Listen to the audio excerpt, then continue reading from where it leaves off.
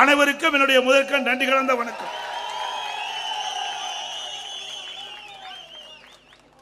இன்றைய தினம் அனைத்து இந்திய அண்ணா திராவிட முன்னேற்ற கழகம் 53 ஆண்டு காலம் நிறைவு செய்து 54வது ஆண்டு காலத்திலே அடியெடுத்து வைத்திருக்கின்றோம். இந்த 54வது ஆண்டு துவக்க விழா என்பது ஒரு சிறப்பு வாய்ந்த விழாவாக இருக்கின்றது. ஏனென்று சொன்னால் அடுத்த ஆண்டு நடைபெறுகின்ற 26ஆம் ஆண்டு நடைபெறுகின்ற சட்டமன்ற பொதுத் தேர்தலில் அனைத்து இந்திய அண்ணா திராவிட முன்னேற்ற கழகம் வெற்றி பெற்று ஆட்சி அமைக்கின்ற ஆண்டு. அதனால 54ஆம் ஆண்டு அண்ணா திமுகவுக்கு ஒரு மகிழ்ச்சியான ஆண்டாக இருக்கும். இன்றைக்கு அனைத்து இந்திய அண்ணா திராவிட முன்னேற்ற கழகம் துவங்கப்பட்டு 53 ஆண்டு காலம் நிறைவு செய்து 54வது ஆண்டு காலம் அடியெடுத்து வைத்துக் கொண்டிருக்கின்றோம். பொன்மனச்சம்பல் புரட்சி தலைவர் எம்ஜிஆர் அவர்கள் இந்த இயக்கத்தை தொடங்கினார். திராவிட முன்னேற்ற கழகத்திலிருந்து நம்முடைய பொன்மனச்சம்பல் புரட்சி தலைவர் எம்ஜிஆர் அவர்களை நீக்கிய போது 1972 அக்டோபர் 17ஆம் தேதி அண்ணா திமுகவை தொடங்கினார் நம்முடைய தலைவர் புரட்சி தலைவர் எம்ஜிஆர் அவர்கள். இன்றைக்கு திரு கருணாநிதி அவர்கள் பேர் அண்ணாவில் கண்ட கனவை மாறாக நடந்து கொண்ட காரணத்தினாலே பேர் அண்ணா கண்ட கனவை நனவாக்க வேண்டும் என்ற அடிப்படையிலே நம்முடைய தலைவர் புரட்சி தலைவர் எம்ஜிஆர் அவர்கள் இந்த அண்ணா திமுகவை தொடங்கினார். அவர் நீக்கப்பட்ட போது தமிழ்நாடு முழுவதும் போர்க்களமாக மாறியது. எங்கே பார்த்தாலும் ஆர்ப்பாட்டம், சாலை மறியல், அந்த அளவுக்கு மகிழ்ச்சியுடைய எழுச்சி பார்க்கப்பட்டது, மக்களுடைய எழுச்சி பார்க்கப்பட்டது. அப்படி தானாக எழுச்சி பெற்ற இயக்கம் அண்ணா திமுக இயக்கம். அதோடு பொன்மனச்சம்பல் புரட்சி தலைவர் எம்ஜிஆர் அவர்கள் 1972ஆம் ஆண்டு இந்த இயக்கத்தை தோற்றுவித்த பிறகு அவர் சட்டமன்றத்திலே பேசிக் கொண்டிருந்த பொழுது அவருடைய சட்டமன்ற மைக் துண்டிக்கப்பட்டது. அவர் மீது சட்டமன்றத்தில் வைக்கப்பட்டிருக்கின்ற அந்த பேப்பர் வெயிட் அவர் மீது வீசி எரிந்து தாக்கப்பட்டது. சட்டமன்றத்திலே வைக்கப்பட்ட புத்தகங்கள் அவர் மீது வீசி எரிந்து தாக்கப்பட்டது. அப்பொழுதும் பொன்மனச்சம்பல் புரட்சி தலைவர் எம்ஜிஆர் தன்னுடைய பேச்சை நிறுத்தவில்லை. அப்பொழுது குறிப்பிட்டார், சட்டமன்றம் செத்துவிட்டது, மீண்டும் இந்த ராமச்சந்திரன் சட்டமன்றத்திலே நுழைகின்ற பொழுது தமிழ்நாட்டு மக்களுடைய பேராதரவை பெற்று தமிழகத்துடைய முதலமைச்சராக நுழைவேன் என்று சபதம் ஏற்றார். அந்த சபதத்தின் அடிப்படையிலே மக்களை சந்தித்தார், வெற்றி பெற்றார். முதலமைச்சராக சட்டமன்றத்திலே நுழைந்த பெருமை நம்முடைய தலைவரை சாரும். அதே போல பேர் அண்ணாவிடத்திலே நம்முடைய இதயம் புரட்சி தலைவர் எம்ஜிஆர் அவர்கள் தேர்தல் நிதி கொடுப்பேன் என்று சொன்னபோது பேர் அண்ணா அவர்கள், நீங்கள் கொடுக்கின்ற சில லட்சம் பல லட்சம் போதாது, உங்களுடைய முகத்தை காட்டினால் போதும், பல லட்சம் வாக்குகள் கிடைக்கும் என்றார். அப்பொழுதே மக்களுடைய செல்வாக்கு எந்த அளவுக்கு இருக்கின்றது என்பதை நாம் உணர வேண்டும். அவருடைய மறைவுக்கு பிறகு நம்முடைய இயக்கம் இரண்டாக பிளந்தது. ஒரு பக்கம் சேவல், ஒரு பக்கம் புறா. பிரிந்த இயக்கத்தை ஒன்றாக சேர்த்திய பெருமை நம்முடைய இதயம் புரட்சி தலைவர் அம்மாவை சாரும். இந்தியாவில் எத்தனையோ இயக்கம் இருந்தது. காங்கிரஸ் பிரிந்தது, ஒன்றா சேரல. கம்யூனிஸ்ட் பிரிஞ்சது, ஒன்றா சேரல. திமுக பிரிந்தது, ஒன்றாக சேரவில்லை. ஆனால் அனைத்து இந்திய அண்ணா திராவிட முன்னேற்ற கழகம் பிரிந்த இயக்கத்தை ஒன்றாக சேர்த்திய பெருமை மாண்புமிகு புரட்சி தலைவர் அம்மாவை சாரும். 1900 அப்பொழுது நம்முடைய இதயம் புரட்சி தலைவர் எம்ஜிஆர் அவர்கள் இதயம் புரட்சி தலைவி அம்மாவுக்கு கொள்கை பரப்பு செயலாளராக பொறுப்பை கொடுத்து தமிழ்நாடு முழுவதும் சூறாவளி சுற்றுப்பயணம் செய்து மக்களுடைய செல்வாக்கை பெற்ற தலைவி புரட்சி தலைவி அம்மா. புரட்சி தலைவர் எம்ஜிஆர் அவர்கள் இருக்கின்ற பொழுதே அனைத்து இந்திய அண்ணா திராவிட முன்னேற்ற கழகத்தை நிர்வகிக்கக்கூடிய திறமை அம்மாவிடத்திலே இருப்பதாக கண்டு அந்த கொள்கை பரப்பு செயலாளரை கொடுத்து இன்றைக்கு தனக்கு பின்னாலே இந்த இயக்கத்தை கட்டி காக்கக்கூடிய பொறுப்பை அம்மாவிடத்திலே அன்றைய தினமே புரட்சி தலைவர் எம்ஜிஆர் அம்மாவை கண்டுபிடித்து ஒப்படைத்தார்கள். அதுக்கு பிறகு இரண்டாக இயக்கம் பிரிந்தபோது ஒரு பக்கம் புறா ஒரு பக்கம் சேவல். அம்மா தலைமையிலே நாங்கள் இருந்தோம். சில பேர் திரு ஜானகி அம்மா பக்கம் இருந்தாங்க.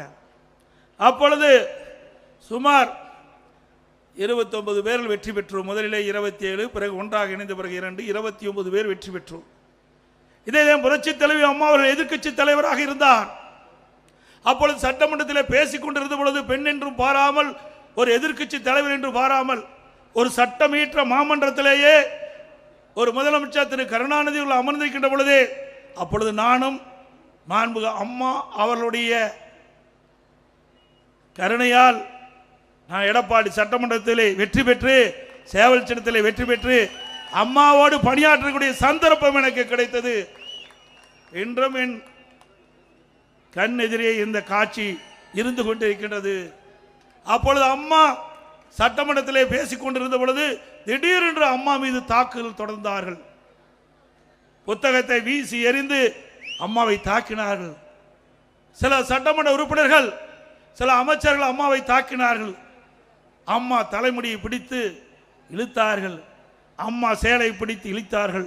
அப்படிப்பட்ட கோர காட்சி சட்டமீற்ற மாமன்றத்திலே நடைபெற்றுகின்ற நிகழ்வு. இப்படிப்பட்டவர்களெல்லாம் ஆட்சிக்கு வந்தால் எப்படி இருக்கும் என்பதை நாம் உணர வேண்டும். ஒரு பெண் என்று பாராமல், பிரதான எதிர்க்கட்சி தலைவர் என்று பாராமல், சட்டமீற்ற மாமன்றத்தில் இப்படிப்பட்ட ஒரு கோர காட்சி திமுக ஆட்சியிலே நடைபெற்றது. அப்பொழுது நம்முடைய இதயம் புரட்சி தலைவி அம்மா அவர்கள் சபதமேற்றார்கள்.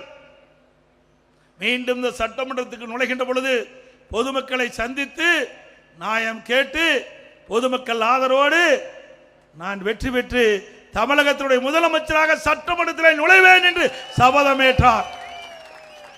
அதே போல மக்களை சந்தித்தார், நியாயம் கேட்டார், அது இடங்களில் வெற்றி பெற்றார். தமிழகத்தினுடைய முதலமைச்சராக சட்டமன்றத்திலே நுழைந்தார். அதுதான் அனைத்து இந்திய அண்ணா திராவிட முன்னேற்ற வரலாறு. அதே போல அம்மா மறைவுக்கு பிறகு எவ்வளவு பிரச்சனையை நாம் சந்தித்தோம். ஒன்றா இரண்டா, இதுவரை பிரச்சனை சந்தித்துக் கொண்டிருக்கின்றோம். பொன்மனச்செம்மல் புரட்சி தலைவர் எம்ஜிஆர் 1972 அக்டோபர் 17 இந்த இயக்கத்தை தோற்றுவித்ததிலிருந்து இன்று வரை அனைத்து இந்திய அண்ணா திராவிட முன்னேற்ற கழகம் பல்வேறு சோதனைகளை சந்தித்துக் கொண்டிருக்கின்றது. அத்தனை சோதனைகளும் தவிடுபடியாக்கி அதை வெற்றி படிக்கட்டாக்கி இன்றைக்கு தலை நிமிர்ந்து இருக்கின்ற ஒரே கட்சி அனைத்து இந்திய அண்ணா திராவிட முன்னேற்ற கழக கட்சி. இன்றைக்கு இந்தியாவிலும் சரி தமிழகத்திலும் சரி எத்தனையோ இயக்கங்கள் இருக்கின்றன. எந்த இயக்கத்திற்கு இப்படிப்பட்ட சோதனை வந்தது கிடையாது. பொன்மனச்செம்மல் புரட்சி தலைவர் எம்ஜிஆர் கட்சி ஆரம்பித்தது போதும் அவருக்கு சோதனை. இதே புரட்சி தலைவி அம்மாவர்கள் புரட்சி தலைவர் மறைவுக்கு பிறகு அவர் தலைமை ஏற்று இந்த கட்சி நினைத்த போதும் அவருக்கு சோதனை. ஒருமுறை பாண்டிச்சேரி தேர்தலை முடித்துக் கொண்டு அவர்கள் காரிலே சென்னைக்கு திரும்பிக் கொண்டிருந்த பொழுது மீனம்பாக்கம் விமான நிலையத்திற்கு எதிரே ஒரு லாரி அம்மா கார் மீது மோதி கொலை முயற்சி செய்த முற்பட்டார்கள். அப்பொழுதும் இறைவனர்களால் தப்பித்து மருத்துவமனை சிகிச்சை பெற்றுக் கொண்டிருந்தார்கள். அந்த சிகிச்சை கூட முழுமையாக பெற முடியாத ஒரு சூழலை திமுக அராஜக ஆட்சியிலே நடைபெற்றது. இப்படி நம்முடைய தலைவருக்கு ஏற்பட்ட கொடுமைகள், இன்னல்கள் ஏராளம். அதையெல்லாம் முறியடித்துத்தான் இன்றைக்கு அனைத்து இந்திய அண்ணா திராவிட முன்னேற்ற கழகம் மக்கள் சக்தி படைத்த, மக்கள் செல்வாக்கு படைத்த இயக்கமாக இன்று இருந்து கொண்டிருக்கின்றது. எத்தனை பேர் நம்ம இயக்கத்தை பற்றி விமர்சனம் செய்கின்றார்கள்? வேற எந்த இயக்கத்தையாவது விமர்சனம் செய்கின்றார்களா? கிராமத்திலே சொல்லுவார்கள், பழுத்த மரத்திலே தான் கல்லடி விழுகும் என்று.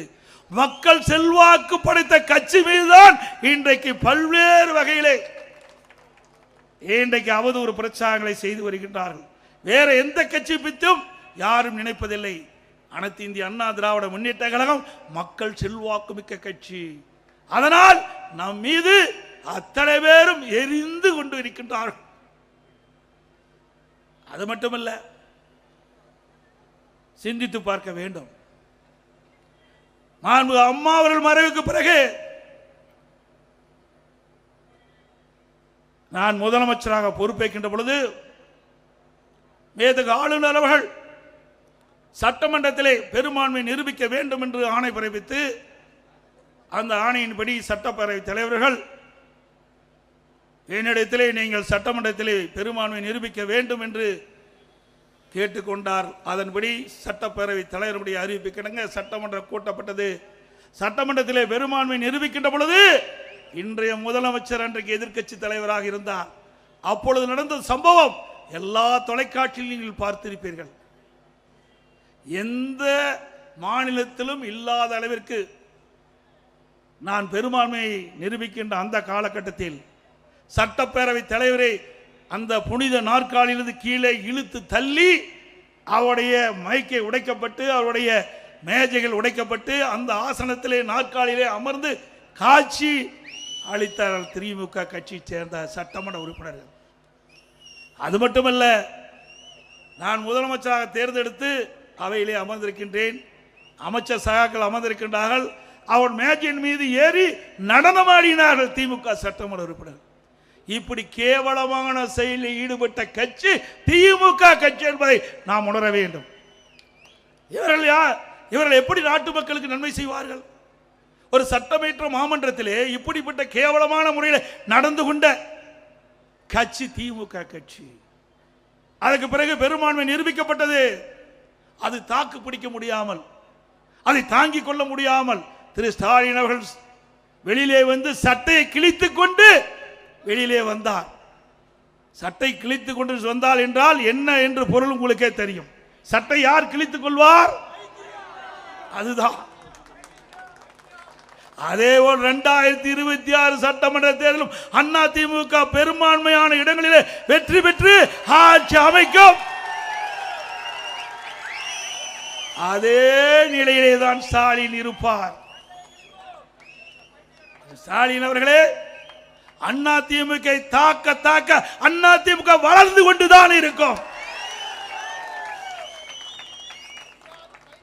இன்றைக்கு ஆட்சி பொறுப்பேற்று 4.5 ஆண்டு காலம் நிறைவேற்று பெற்றுவிட்டது.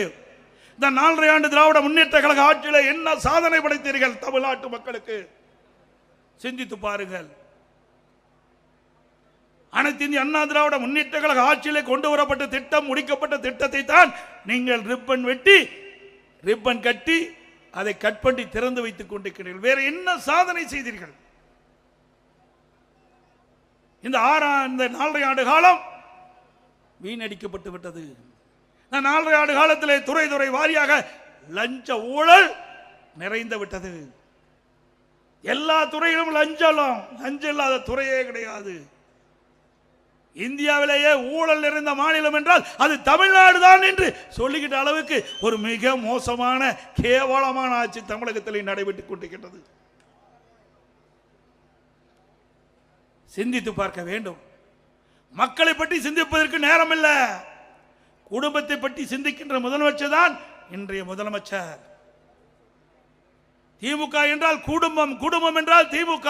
அது ஒரு கட்சி அல்ல, ஒரு கார்ப்பரேட் கம்பெனி. இன்றைக்கு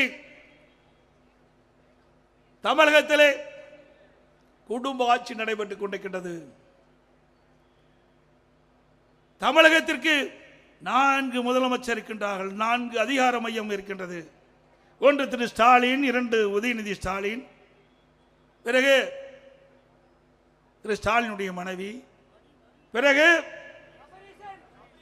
அருமையா சொல்றீங்க, நம்மை விட மக்கள் தெளிவா இருக்கிறாங்க.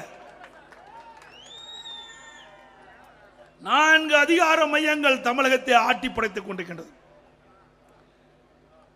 வீட்டு மக்களை பற்றி சிந்திக்கக்கூடிய முதலமைச்சர் ஸ்டாலின் அவர்கள். 4 அதிகார மையங்களும் இன்னைக்கு மக்களை ஆட்டி படைத்துக் கொண்டிருக்கின்றது. அதனாலதான் லஞ்ச லாவண்யம் இன்றைக்கு தாண்டவம் ஆடிக்கொண்டிருக்கின்றது. இன்றைக்கு திராவிட முன்னேற்ற கழக அமைச்சரவையில் இடம்பெற்றிருந்த நிதி அமைச்சராக இருந்த திரு பழனிவேல் தியாகராஜன் ஒரு கருத்தை சொன்னார். எல்லா ஆடியோலையும் வந்தது. இதுவரைக்கும் ஸ்டாலின் மறுக்கல, எதிர்ப்பு தெரிவிக்கல. அப்பொழுது அவர் அந்த ஆடியோவில் வெளியிட்ட கருத்து, திரு உதயநிதி ஸ்டாலின் அவர்களும் திரு சபரீசன் அவர்களும் சுமார் 30,000 கோடியை கையிலே வைத்துக் கொண்டு என்ன செய்வது என்று தடுமாறிக் கொண்டிருக்கிறார் என்று செய்தி வலைதளத்திலே வந்தது. ஆக கொள்ளையடிப்பதுதான் அவருடைய குறிக்கோள். ஒரு நிதியமைச்சர், அமைச்சர், திமுக அமைச்சர் இடம்பெற்றிருக்கின்ற ஒரு அமைச்சர் சொல்லுகிறேன் என்று சொன்னால் அது உண்மைதானே? எதிர்க்கட்சி சொன்னா வேண்டுமென்றே திட்டமிட்டு சொல்லுகிறார் என்று சொல்லலாம். ஆனால் திமுக அமைச்சராக இருக்கின்ற ஒரு நிதி அமைச்சரே சொல்லுகின்ற பொழுது அதிலே உண்மை இருக்கின்ற என்பதுதான் பொருள். ஆக 30,000 கோடி ஊழல் செய்த கட்சி திமுக கட்சி. அதை வைத்துக் கொண்டுதான் வருகின்ற தேர்தலிலே வாக்குகளுக்கு பல ஆயிரத்தை கொடுத்து வாக்குகளை பெற்றுள்ளலாம் என்று எண்ணிக்கொண்டிருக்கின்றார் திரு ஸ்டாலின் அவர்களே. தமிழ்நாட்டு மக்களை பொறுத்த வரைக்கும் விழிப்புணர்வு உள்ள மக்கள், அறிவு கூர்மை உள்ள மக்கள், யார் ஆட்சிக்கு வர வேண்டும் யார் வரக்கூடாது என்று தீர்மானிக்கக்கூடிய சக்தி படைத்த மக்கள். கொள்ளையடிக்கின்ற கட்சி தேவையா? சொல்லுங்க. கொள்ளையடிக்கின்ற கட்சி ஆட்சியில் இருக்க வேணுமா? அது மட்டுமல்ல,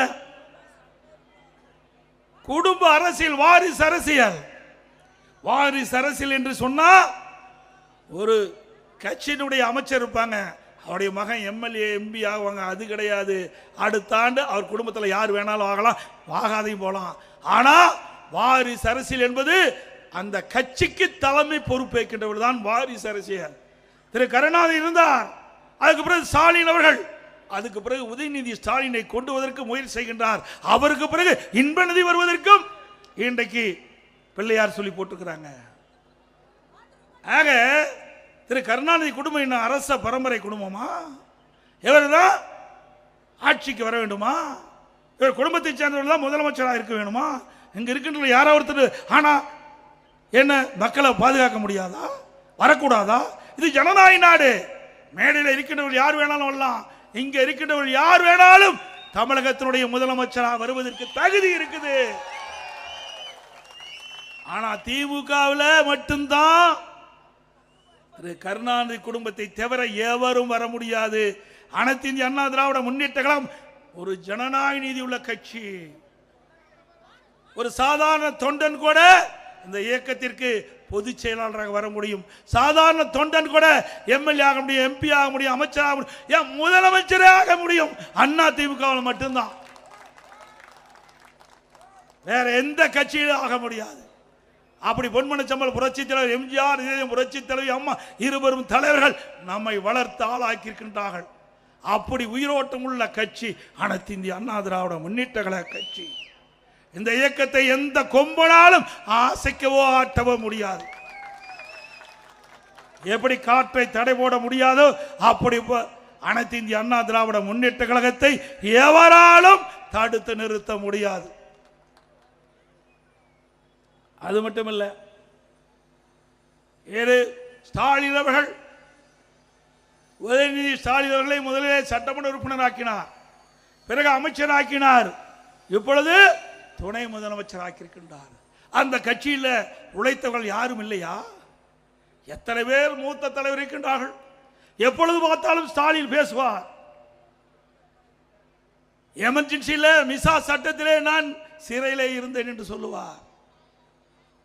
அதேபோல் அவரை விட மூத்த அமைச்சர்கள், திராவிட முன்னேற்ற கழகத்துக்காக உழைத்தவர்கள், பல முறை சிறை சென்றவர்கள், திராவிட முன்னேற்ற கழகத்திற்கு வெற்றி வாய்ப்பு பெறக்கூடிய அளவிற்கு உழைப்பு கொடுத்தவர்கள், அந்த மூத்த தலைவர் இருக்கின்ற வரிசையிலே திரு உதயநிதி ஸ்டாலின், திரு கருணாநிதியுடைய பேரன், திரு ஸ்டாலினுடைய மகன் என்ற ஒரே தகுதி தான் இருக்குது. வேற என்ன தகுதி இருக்குது? என்றைக்காவது சிறைக்கு போனது உண்டா? மக்களுக்காக போராட்டம் நடத்தது உண்டா? எதுவுமே கிடையாது. திரு கருணாநிதி குடும்பத்திலே பிறந்த என்ற ஒரே காரணத்திற்காக துணை அமைச்சராக்கி இருக்கிறார்கள். அந்த கட்சியிலே மற்றவர்களுக்கு இடம் கிடையாது. திரு கருணாநிதி குடும்பத்திலே பிறந்தவர்கள் தான் அந்த கட்சிக்கு தலைவராக முடியும். அந்த கட்சி வெற்றி பெற முடியாது. வெற்றி பெற்றாலும் உயர்ந்த இடத்துக்கு வர முடியும். இங்கதான் எப்படின்னா டெல்லியிலையும் அதே மாதிரி தான். திரு கருணாநிதி குடும்பத்தை சேர்ந்தவர் நாடாளுமன்றத்தில் வெற்றி பெற்றால் அங்க மத்திய அமைச்சராக வர முடியும். திரு கருணாநிதி மகன் திரு அழகிரி அங்கே அமைச்சராக்கப்பட்டார். திரு தயாநிதி மாறன் அங்கே அமைச்சராக்கப்பட்டார். இப்பொழுது திருமதி கனிமொழி நாடாளுமன்றத்திலே நாடாளுமன்ற குழு தலைவராக இருக்கின்றார். மூத்த நாடாளுமன்ற உறுப்பினர் இருந்தாலும் கூட அவர்களெல்லாம் ஒதுக்கி வைத்துவிட்டு திரு கருணாநிதி குடும்பத்தைச் சேர்ந்த திரு கனிமொழி தான் அங்கேயும் அந்த பொறுப்பை கொடுத்து ஒப்படைத்திருக்கின்றார்கள். அதாவது குடும்ப கட்சி என்று நிறுவனமாகிவிட்டது. அனைத்து இந்திய அண்ணா திராவிட முன்னேற்ற கழகத்தை பொறுத்த வரைக்கும் இன்றைக்கு ஏழை எளிய ஒடுக்கப்பட்ட நசுக்கப்பட்ட கடை கோட்டரிக்கின்ற மக்களுக்கு என்ன திட்டங்கள் வேணுமோ அதை நிறைவேற்றுகின்ற கட்சி ஆட்சி அதிமுக. அதனாலதான் அதிமுகவை எவராலையும் எதுவும் செய்ய முடியல. இன்றைக்கு ஸ்டாலின் அவர்கள் எவ்வளவோ அவதாரத்தை எடுத்து பார்த்தார். நான் முதலமைச்சராக பொறுப்பேற்றது இன்று வரை எவ்வளவோ சூழ்ச்சி செய்து பார்த்தார். அத்தனை சூழ்ச்சியும் இங்க இருக்கின்ற கழக நிர்வாகிகள் தொண்டர் பொதுமக்களோடு சுக்கு நூறாக்கி தூளாக்கி அதிமுக பலம் பொருந்திய கட்சி என்று நாம் வைத்துக் கொண்டிருக்கின்றோம். எத்தனை எட்டப்பர்கள் துரோகிகள் இந்த இயக்கத்திலே நம்மோடு இருந்து நம்மை வீழ்த்த முற்பட்டார்கள். அத்தனை பேரையும் நாம் வீழ்த்தி அதிமுக தலை நிமிர்ந்து நிற்கின்றது. இன்றைக்கு திரு ஸ்டாலின் அவர்கள் ஆட்சியிலே எவ்வளவு கொடுமைகள் எழுந்துள்ளது என்பதை எண்ணி பார்க்க வேண்டும். இன்றைக்கு சட்ட ஒழுங்கு சந்தி சிரிக்கின்றது. பெண்களுக்கு பாதுகாப்பு இல்லை, சிறுமிக்கு பாதுகாப்பு இல்லை, மூதாட்டிக்கு கூட பாதுகாப்பு இல்லை. அப்படிப்பட்ட அவல ஆட்சி தமிழகத்தில் நடைபெற்றுக் கொண்டிருக்கிறது. ஆனால் ஸ்டாலின் சொல்கிறார், இந்தியாவிலேயே தமிழகம்தான் சிறந்த மாநிலம், சிறந்த நிர்வாக திறமை உள்ள மாநிலம் என்று சொல்கிறார். திரு ஸ்டாலின் அவர்களே, உங்களுடைய ஆட்சியில் அதிமுக ஆட்சியில் சிறந்த ஆட்சி கொடுத்தோம். உங்களுடைய ஆட்சியில் இந்த ஒரு 4-5 நாட்களுக்கு முன்பு கோவையிலே நடந்த ஒரு மிக மோசமான கொடுமையான நிகழ்வு. ஒரு கல்லூரி மாணவியும் ஒரு ஆண் நண்பரும் ஒரு காரிலே பேசிக் கொண்டிருந்த பொழுது போதை ஆசாமிகள் அந்த ஆண் நண்பரை அடித்து கீழே தள்ளிவிட்டு காரிலே இருந்த அந்த மாணவியை கடத்தி சென்று ஒரு புதருக்குள் மாறி மாறி வன்கொடுமை செய்த, பாலியல் வன்கொடுமை செய்த செய்தி ஊடகத்திலும் பத்திரிகையிலும் வந்தது. இப்படிப்பட்ட ஒரு மோசமான ஆட்சி தமிழகத்திலே நடைபெற்றுக் கொண்டிருக்கின்றது. இன்றைக்கு திமுக இருக்கின்ற திரு RS பாரதி ஒரு கருத்தை சொல்லியிருக்கின்றார். மாலை மலரிலே பார்த்தேன், மாலை முரசல் படித்தலே பார்த்தேன். இன்றைக்கு எதிர்க்கட்சி தலைவர் எடப்பாடி பழனிசாமி திட்டமிட்டு தவறான செய்தியை பரப்பி வருகிறார் என்று குறிப்பிடுகிறார். அது மட்டுமல்ல, அயோக்கியத்தனமான வார்த்தையை பேசுறான்னு சொல்றார். திரு RS பாரதி அவர்களே, உங்களுக்கு வயது முதிர்ந்து விட்டது, புத்தி சரியாக இல்லை என்றுதான் கருதுகிறேன். திராவிட முன்னேற்ற கழகம் ஆட்சி பொறுப்பேற்ற பிறகு எத்தனை பாலியல் வன்கொடுமைகள் நடைபெற்றது என்ற செய்தியை உங்களுடைய அமைச்சரே தூத்துக்குடியிலே பேசியிருக்கின்றார். கொஞ்சம் நஞ்சமல்ல, அவ்வளவு வன்கொடுமைகள் நடந்திருக்கின்றன. இதை புள்ளி விவரத்தோடு நாங்கள் குறிப்பிடுகிறோம்.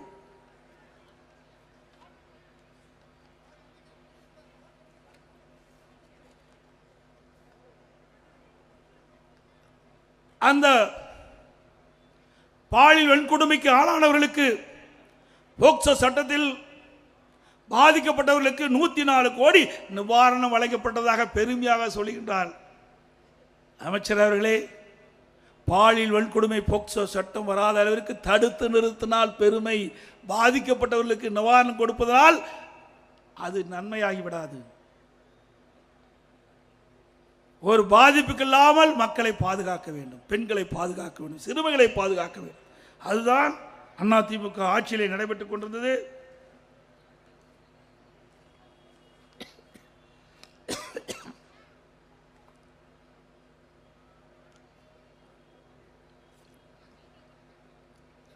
சமூகத்துறை அமைச்சர் அவர்கள் அந்த கருத்தை சொல்லியிருக்கின்றார்.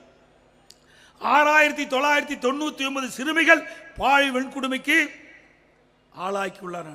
அதற்கு 104 கோடி ரூபாய் நிவாரணம் கொடுக்கப்பட்டது என்று சொல்லியிருக்கிறார். ஒரு ஆட்சி பொறுப்பேற்று 4 ஆண்டு காலத்தில் 6999 சிறுமிகள் பாலியல் வன்கொடுமைக்கு ஆளாகப்பட்டிருக்கின்றால் ஒரு ஆட்சி, அது ஒரு கேடுகட்ட ஆட்சி. பெண்களுக்கு பாதுகாப்பற்ற ஒரு ஆட்சி, சிறுமிகளுக்கு பாதுகாப்பு இல்லாத ஒரு ஆட்சி. அப்படி ஒரு மோசமான நிகழ்வு இந்த ஆட்சியிலே நடைபெற்றுக் கொண்டிருக்கின்றதை நாம் எண்ணி வேதனைப்படக்கூடிய சூழ்நிலை இருக்கின்றோம். அது மட்டுமல்ல,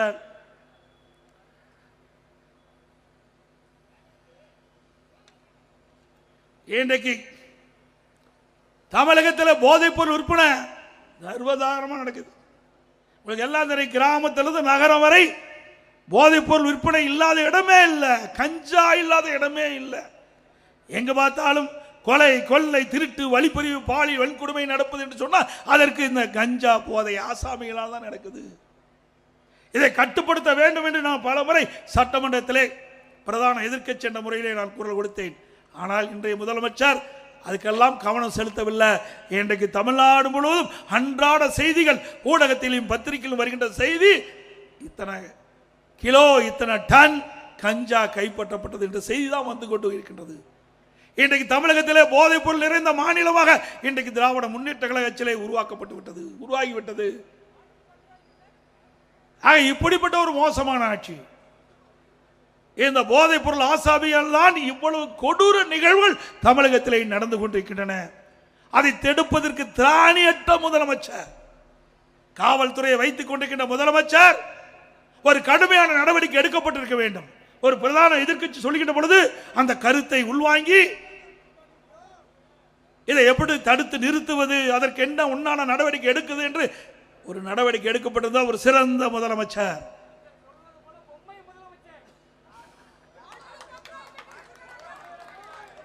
சொல்லிட்டார் அவரே பொம்மை முதலமைச்சர். அது மட்டுமல்ல, அப்போ ஒரு டிஜிபி இருந்தார். அந்த கஞ்சாவை ஒழிப்பேன் என்று 2.0, 3.0, 4.0 ஓ போட்டு ரிட்டையர் ஆகி போயிட்டார். அந்த டிஜிபி கஞ்சா தமிழகத்திலே அறவே ஒழிக்கப்படும் என்று பத்திரிகையிலே செய்தி 2.0, 3.0, 4.0 என்று தினந்தோறும் செய்தி வெளியிட்டு அவர் பணி ஓய்வு பெற்றதுதான் மிச்சம். அது மட்டுமல்ல, இன்றைய தினம் சிந்தித்து பார்க்க வேண்டும். இன்றைக்கு தமிழகத்தில் பொறுப்பு டிஜிபி இருக்கிறாங்க. நிரந்தர டிஜிபி இருந்தாவே தமிழகத்தில் சட்ட ஒழுங்கு சந்திச்சிட்டு இருக்குது.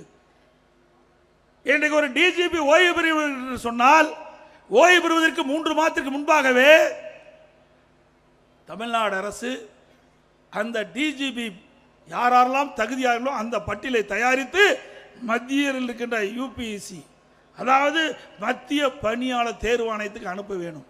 அனுப்பவே இல்லை. சட்டத்தை மதிக்கிறது கிடையாது. தனக்கு வேண்டியப்பட்டவர்கள் டிஜிபி ஆக வேண்டும். அதற்காக திராவிட முன்னேற்ற கழக அரசு, திரு ஸ்டாலின் மாடல் அரசு இந்த டிஜிபி ஓய்வு பெறுகின்ற பொழுது 3 மாதத்துக்கு முன்பாக மத்தியில் இருக்கின்ற யூபிஎஸ்சிக்கு அனுப்பல பட்டியல. பிறகு நீதிமன்றம் வரை சென்ற பிறகு ஒரு பட்டியல் அனுப்புறாங்க, யூபிஎஸ்சிக்கு அனுப்புறாங்க. அந்த பட்டியலில் அப்பொழுதும் காலதாமமாகுது. உச்ச நீதிமன்றத்தில் வழக்கு வருது. உச்ச நீதிமன்றம் உடனடியாக தமிழ்நாடு அரசு நிரந்தர டிஜிபியை நியமிக்க வேண்டும் என்று தீர்ப்பளிக்கிறது. அந்த தீர்ப்பின் அடிப்படையில் செயல்படுறாங்க மத்திய தேர்வு பணியாளர் தேர்வாணையம். 3 பேர் கொண்ட ஒரு பட்டியலை மாநில அரசுக்கு அனுப்புறாங்க. அதை அனுப்பியும் கிடப்பில் போட்டாங்க. மீண்டும் ஒரு பொதுநல வழக்கு உச்ச நீதிமன்றத்தில் போடுறாங்க. இன்றைக்கு உச்ச நீதிமன்றம் 3 வாரத்தில் பதில் கொடுக்க சொல்றாங்க. ஒரு அரசாங்கம் ஒரு டிஜிபி கூட நியமிக்க முடியவில்லை என்று சொன்னால் இது அரசாங்கமா? கேவலமான அரசாங்கம். தனக்கு யார் வேண்டிப்பட்டவர்கள் என்பதை வேண்டிப்பட்டவர்கள் வர வேண்டும் என்பதற்காக ஒரு தகுதியான மூத்த டிஜிபிகளை நியமிக்க இந்த அரசு தயங்குகிறது. வெட்கக்கேடானது. ஒரு அரசாங்கம் சிறப்பாக செயல்பட வேண்டும் என்று சொன்னால் அந்தந்த டிபார்ட்மெண்ட்ல இருக்கின்ற அதிகாரிகள் முறையாக தேர்வு செஞ்சு நியமிக்கப்பட வேண்டும். ஒரு டிஜிபி என்பது சாதாரண விஷயம் அல்ல. சட்டத்தை பாதுகாக்கக்கூடிய பொறுப்பில் இருக்கின்றவர்கள். அப்படிப்பட்ட உயர்ந்த பதவிக்கு குறித்த நேரத்தில் அந்த பணி நிரப்பப்பட வேண்டும். ஆனால் இதுவரை நிரப்பவில்லை.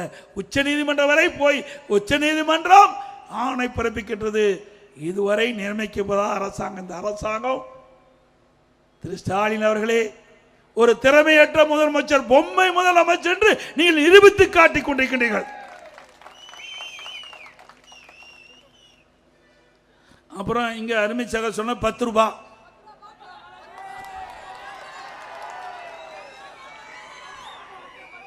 ரூபாய்னா உங்களுக்கு தெரியும். பல கூட்டத்திலையும் பேசணும். இந்த 10 ரூபாய்னு பாட்டு பாடும்போது என்ன நடந்ததுன்னு உங்களுக்கு தெரியும். யார் பாட்டு பாடினா யார் நடந்ததுன்னு உங்களுக்கு தெரியும். அது என்ன நீங்களே புரிஞ்சுக்கீங்க. ஆக திராவிட முன்னேற்ற கழகம் ஆட்சி வந்ததுக்கு பிறகு தமிழகத்தில் டாஸ்மாக் கடை சுமார் 6000 கடைகள் இருக்கின்றன. பெரும்பாலான கடையில் இருக்கிற அந்த பார்லாம் திமுக கட்சி சேர்ந்தவர்கள் எடுத்துக்கிட்டாங்க. அந்த பார்ல இன்றைக்கு முறைகேடாக மதுபானங்கள் விற்கப்பட்டது. அது ஒரு புறம். அந்தந்த டாஸ்மாக் கடையில் அந்த டாஸ்மாக் கடைக்கு சென்று யாராவது அந்த கடையில் மது பாட்டில் வாங்கினா 10 ரூபா அதிகமாக கொடுத்தா தான் அந்த பாட்டில் கொடுப்பாங்க. ஒரு நாளைக்கு 1.5 கோடி பாட்டில் விற்குது. ஒரு பாட்டிலுக்கு 10 ரூபாய்னா ஒரு நாளைக்கு 15 கோடி வருது. ஒரு நாளைக்கு 15 கோடி டாஸ்மாக் கடையிலிருந்து வருது. நாம் யாரும் போகாதீங்கப்பா, நம்ம ஆளுங்க டாஸ்மாக் கடைக்கு போகாதீங்க, வேண்டாம், தப்பு. நம்ம ஆளுக்கு போக மாட்டாங்க. திமுக காரன் அங்கேயே தான் குடியிருக்கிறான். அவங்ககிட்ட தான் இந்த காசையே பிடுங்குறான். யாரு? திமுக காரன்கிட்டயே காசை பிடுங்குற கட்சி திமுக கட்சி. ஆக ஒரு நாளைக்கு 1.5 கோடி பாட்டில். அந்த ஒரு பாட்டிலுக்கு 10 ரூபாய்னா 1.5 கோடி ரூபாய் டாஸ்மாக் கடையிலிருந்து மட்டும் திமுக மேலிடத்துக்கு சென்று கொண்டிருப்பதாக தகவல். அதோட மாசத்துக்கு 450 கோடி, கிட்டத்தட்ட வருஷத்துக்கு 5400 கோடி. அப்படி 4.5 ஆண்டுல சுமார் 24,000 கோடி இந்த டாஸ்மாக் கடையில் ஒரு பாட்டிலுக்கு 10 ரூபா வாங்கினது மட்டும் கொள்ளையடித்த அரசாங்கம் திரு ஸ்டாலின் தலைமையில் இருக்கின்ற அரசாங்கம். நினைச்சு பாருங்க. அதுக்கு பிறகு அந்த பார்ல விற்கிறது அது தனி. அது தனியா வாங்கி கள்ள இதில் விற்கிறாங்க, பார்ல விற்கிறாங்க. இது ஒரு வருமானம். ஆக இந்த டாஸ்மாக் நிறுவனத்தின் மூலமாக கடையிலிருந்தும் சரி, பாட்டிலுக்கு 10 ரூபா வாங்கலும் சரி, அதோட பார்லிருந்தும் சரி, சுமார் 50,000 கோடி கொள்ளையடித்த கட்சி திமுக கட்சி, திமுக அரசாங்கம். அதனாலதான் இன்னைக்கு ஈடி டாஸ்மாக் நிறுவனத்தில் பூந்து அதில் 1000 கோடி முறைகேடு நடைபெற்றதாக கண்டுபிடிச்சாங்க. திமுக ஏதோ பேசி சமாளித்துட்டு இருக்கிறாங்க. விரைவில் உண்மை வெளிவரும். மீண்டும் அண்ணா திமுக ஆட்சி அமைந்தவுடன் இதை முழுமையாக விசாரிக்கப்படும். சட்ட நிதியாக யார் தவறு செய்யலோ அவர் மீது உரிய நடவடிக்கை எடுக்கப்படும். இதுதான் எப்படின்னா, மின்சார துறையில் டிரான்ஸ்பாரம் அதில் கொள்முதல் செய்கிறாங்க. அதுக்கு டெண்டர் விட்டாங்க. அந்த டெண்டர் சுமார் 32 டெண்டர் என்று நான் நினைக்கிறேன். 32 டெண்டரும் ஒரே ரேட். அதாவது ஒரு டிரான்ஸ்பாரத்துக்கு 5000, ஒரு உதாரணத்துக்கு சொல்றேன், ஒரு 5500 ரூபாய்னா 32 டெண்டரும் 5500 ரூபாய். எங்கேயாவது இப்படிப்பட்ட அதிசயம் உண்டா? நினைச்சு பாருங்க எப்படியெல்லாம் கொள்ளையடிக்கிறாங்க. எதுக்கும் அஞ்சல, எதுக்கும் பயம் இல்லை, சட்டத்துக்கும் பயம் இல்லை, மக்களிடத்திலையும் பயம் இல்லை. எதுல எப்படி கொள்ளையடிக்க வேணுமோ அதையெல்லாம் கொள்ளையடிக்கின்ற கைதேர்ந்த கட்சி திமுக கட்சி, திமுக அரசாங்கம். இப்ப நீதிமன்றத்தில் இருக்குது. சிந்திச்சு பாருங்க, மக்களுடைய பணம் எப்படியெல்லாம் அந்த திமுக குடும்பத்துக்கு போய்கொண்டிருந்ததை நம்ம எண்ணி பார்க்க வேண்டும். அதோட நம்முடைய இது பேரூராட்சி, நகராட்சி, மாநகராட்சியில் வரி வசூல் பண்ணுவாங்க, கிராமத்திலையும் வரி வசூல் பண்ணுவாங்க. திமுக ஆட்சிக்கு பிறகு வீட்டுக்கு 100% வரி உயர்த்திட்டாங்க, கடைக்கு 150% வரி உயர்த்திட்டாங்க. இந்த வரி உயர்வினால் மக்களுக்கு தேவையான அடிப்படை வசதி செய்து கொடுக்க தான் இந்த வரி போட்டாங்க. இந்த வரியிலையும் ஊழல் செய்த கட்சி திமுக கட்சி. நீங்க மதுரை மாநகராட்சியில் 200 கோடி இந்த வரி வருவாயிலிருந்து ஊழல் செஞ்சிருக்கிறாங்க. எப்படி வருவாய்? ஆட்டுக்கு மாட்டுக்கு வரி போட்டாங்க, பன்னிக்கு வரி போட்டாங்க. அந்த பன்னிக்கு போட்ட வரியில் கூட ஊழல் செய்த கட்சி, வெக்கமில்லாத ஆண்டு கொண்டிருக்கிற கட்சி திமுக கட்சி. சிந்திச்சு பாருங்க, யாரு?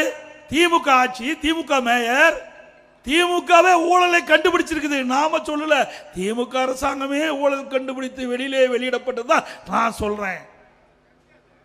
அது மட்டுமல்ல, அந்த மாநகராட்சியில் இருக்கின்ற அந்த 5 மண்டல குழு தலைவர் ராஜினாமா, நிலைக்குழு உறுப்பினர் 2 பேர், அந்த குழு 2 பேர் ராஜினாமா. அந்த மேயர் இப்ப ராஜினாமா செஞ்சுட்டாங்க. இன்ன வரைக்கும் மேயரை எடுக்க முடியல, தேர்ந்தெடுக்க முடியல. உள்கட்சி பூசல், எல்லாம் பங்கு பிரிக்கிறதுல பிரச்சனை. அங்க இருக்கிற கவுன்சிலுக்குள்ள, திமுக கவுன்சிலுக்குள்ள இன்னைக்கு போராட்டம், யாருக்கு எவ்வளவு பங்கு பிரிக்க வேண்டும் என்று போராட்டம் நடந்துட்டு. இன்னும் அந்த மேயர் ராஜினாமா செஞ்ச பிறகு மதுரையிலே மேயர் தேர்தல் நடத்த முடியல. மேயருடைய கணவர் இன்றைக்கு சிறையில் இருக்கின்றார். இப்படிப்பட்ட கொடுமையான ஆட்சி, ஊழல் ஆட்சி திமுக ஆட்சி. இது திமுகவுக்கு இது ஒரு சான்று.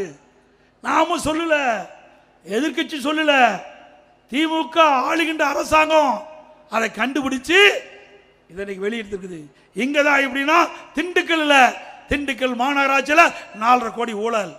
சேலத்தில் எவ்வளவு ஊழல் நடந்திருக்குன்னு தெரியல. நம்ம ஆட்சிக்கு வந்து வருதுதான் அதையும் கண்டுபிடிக்க வேணும். அதே போல காஞ்சிபுரத்தில் அங்கேயும் இப்படித்தான் பங்கு பிரித்தல் ஊழல். கோவையிலையும் அதே மாதிரி, திருநெல்வேலியிலையும் அதே மாதிரி. இந்த மாநகராட்சியெல்லாம் பங்கு பிரிப்பில் ஏற்பட்ட பிரச்சனை அங்கங்க பத்திரிகையிலே செய்தி வந்திருக்குது. இப்படிப்பட்ட ஊழல் ஆட்சி தான் திமுக ஆட்சி என்பதை மக்கள் புரிந்து கொள்ள வேண்டும். இன்றைக்கு திராவிட முன்னேற்ற கழகத்தில் உள்ளாட்சியில் பணி நியமனம் எல்லா பத்திரிகைகளும் உங்களுக்கு பார்த்துருப்பீங்க. பாரு, அருமையா சொல்றாரு. அப்ப நீயே வந்து பேசலாம் எனக்கு பதிலா. இதையெல்லாம் மக்களிடத்தில் சொல்ல வேணும். கிராமம் பூரா, நகரம் பூரா, வீதி வீதியா இந்த ஊழல் பிரச்சனையை எடுத்து சொல்ல வேணும். கிட்டத்தட்ட 800 கோடி ஊழல், 888 கோடி ஊழல் கண்டுபிடித்திருக்கிறாங்க. இந்த பதவி கொடுப்பதற்கு, பணி ஆணை வழங்குவதற்கு உள்ளாட்சி அமைச்சர் திரு நேரு அவர்கள் 888 கோடி ஊழல் நடைபெற்றதாக பத்திரிகையிலே வலைதளம் செய்தி வந்திருக்குது. இது இன்ன வரைக்கும் மறுக்கல. அந்த அமைச்சர் அங்க டெல்டா மாவட்டத்தில் பொறுப்பா இருக்கிறார். அங்க பேசுறார், ஒரு நிகழ்ச்சியில், திமுக நிகழ்ச்சியில் பேசுறார். என்னைத்தான் குற்றம் சுமத்திட்டு இருக்கிறாங்க அப்படின்னு. ஆமா, தவறு செஞ்சா குற்றம் சுமத்த தான் செய்வாங்க. நீ நிரபராதி நியமிங்க. ஏன் எங்க மேலாம் வழக்கு போடல? எங்க மேல வழக்கு போட்டா எவ்வளவோ சிரிப்பு, எவ்வளவோ ஆனந்தம், எவ்வளவு பேச்சு. எடப்பாடி பழனிசாமி நெடுஞ்சாலை துறையிலே 4800 கோடி ஊழல் போட்டீங்கல்ல, நான் நீதிமன்றத்துக்கு போய் நிரபராதி என்று நிரூபித்து வந்து மக்கள் முன்னிக்கிறேன். அந்த தெம்பு திராணி உங்களிடத்தில் இருக்குதா?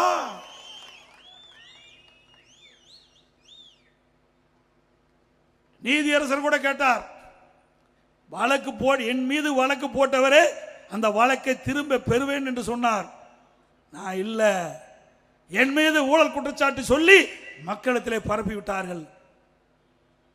இன்றைக்கு இருக்கிற முதலமைச்சர், அன்றைக்கு எதிர்க்கட்சி தலைவராக இருக்கின்ற காலத்திலே சட்டமன்றத்திலே பதிவு செய்திருக்கிறார். இன்றைக்கு முதலமைச்சராக பதிவு செஞ்சிருக்கிறார். எடப்பாடி பழனிசாமி நெடுஞ்சாலைத்துறையிலே 4008 கோடி ஊழல் என்று அந்த சட்டமன்றத்திலே பதிவிலே இருக்கின்றது. அதை நீக்க முடியாது. ஆகவே நான் அவர்கள் வழக்கை போட்டவர்கள் வழக்கை திரும்ப பெற என்று சொன்னால் நான் வழக்கை நடத்துகிறேன் என்று சொன்னேன். நீதியரசர் சொன்னார், இந்தியாவிலேயே நீங்க தாங்க வழக்கு நடத்துறேன்னு சொல்றீங்க, வேற எவரும் வழக்கு நடத்துன்னு சொல்ல, எல்லா வழக்க வாய்தா வாங்கிட்டு இருக்கிறாங்கண்ணா. ஆக வழக்கு நடத்தினேன், நிரபராதி என்று நிரூபித்து காட்டினேன். மீண்டும் உச்ச நீதிமன்றம் போனாங்க, இதே திமுக, அங்கே போய் வழக்கு நடத்தினேன், அங்கேயும் நிரபராதி என்று நிரூபித்து உங்கள் முன் நான் பேசிக் கொண்டிருக்கின்றேன். அப்படி தில்லு திராணி தெம்பு இருந்தா இந்த அமைச்சர்கள் உங்கள் மீது ஊழல் குற்றச்சாட்டு சொல்லியிருக்காங்களா? நீதிமன்றத்தில் வழக்கு வந்தா வாய்தா வாங்காம நீதிமன்றத்தில் ஆஜராகி அங்கே வழக்கை நடத்துங்கள், நிரபராதி என்று நிரூபிங்கள். முடியாது, ஏன்னா ஊழல் செஞ்சிருக்காங்கல்ல. எங்களிடத்திலே மடியிலே கனமில்லை, வழியிலே பயமில்லை. இன்னும் சொல்றான் பல பேர், வடநாட்டில் எடப்பாடி பழனிசாமி என்னன்னு உங்களுக்கு தெரியும். என்ன பூச்சாடி கட்டினாலும் எடப்பாடி பழனிசாமி பயப்பட மாட்டார். சட்டத்தின் ஆட்சி நடத்தினோம். அதிமுக ஆட்சிக்கின்ற பொழுது, நான் முதலமைச்சராக ஆக்கின்ற பொழுது சட்டத்தின் ஆட்சி நடைபெற்றது. சட்டப்படி தவறு செய்தவர்களை கண்டுபிடித்து சிறைகளை அடைத்தோம், நீதிமன்றத்தில் ஆஜர்படுத்தினோம். உங்களுடைய ஆட்சியில் அப்படியா இருக்குது? கிடையாது. வேண்டுமென்று திட்டமிட்ட துரோகிகளும் இன்றைக்கு பேசி வருகிறார்கள். இவரெல்லாம் எப்படிப்பட்டவர் என்பதை எண்ணி பாருங்கள். இவரெல்லாம் இயக்கத்திற்கு விசுவாசமானவர்களா? சிந்தித்து பாருங்கள். அது மட்டுமல்ல,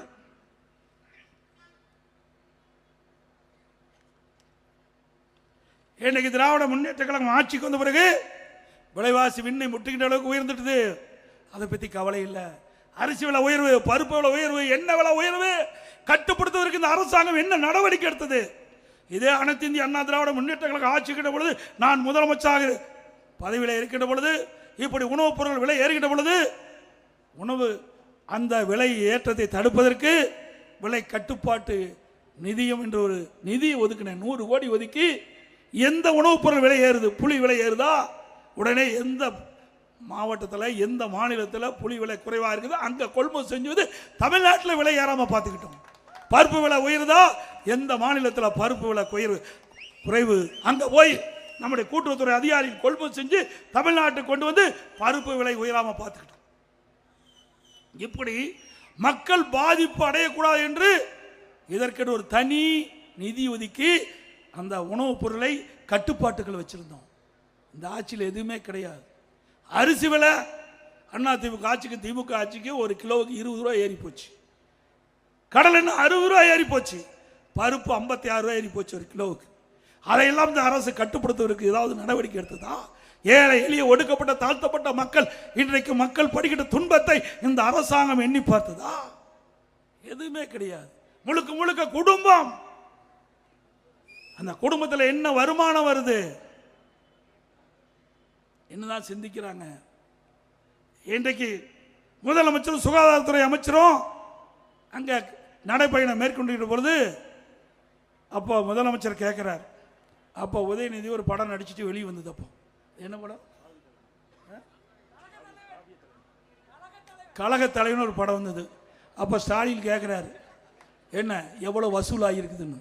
நாட்டு மக்களை பற்றி கவலை இல்லை, எவ்வளவு வசூலாயிருக்கட்டும். ஒரு நாட்டினுடைய முதலமைச்சர் தன் பயன் நடித்த படத்தில் எவ்வளவு வசூலாயிருக்குன்னு கேட்குறீங்க. இந்த நாட்டு மக்களுக்கு என்ன பிரச்சனை இருக்குது, சுகாதாரத்துறையில் என்ன பிரச்சனை இருக்குது, எந்தெந்த பகுதியிலே மருத்துவமனைக்கு தேவையான மருந்து இல்லை, மாத்திரை இல்லை, டாக்டர்லின்னு கேட்டிருந்தா உண்மையான முதலமைச்சர் அதையெல்லாம் கேட்கல.